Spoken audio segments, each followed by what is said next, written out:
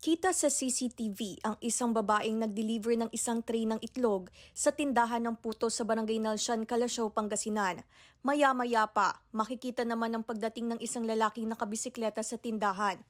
Pasimple itong kumuha at agad ibinulsa ang itlog mula sa tray habang abalang isang tauhan ng tindahan. Muling kinuha ang isa pang itlog sa kaumalis. Ayon sa puto vendor, hindi niya napansin ang lalaki. Nagbibilao po ako noon, tas yung mga kasama ko, may mga customer din po sila. Napansin na lang daw ng isa nilang kasamahan na kulang ng 2 piraso ang itlog na idiniliver. Makaraan ng ilang araw, bumalik ang lalaki na regular pala nilang customer na bumibili ng puto. Pag-amin niya, wala silang makain na hapunan, kaya kinuha niya ang itlog.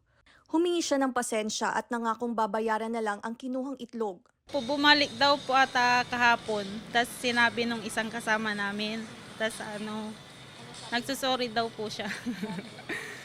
Dahil yun, siguro, tas hindi niya alam na may CCTV sa likod po nila.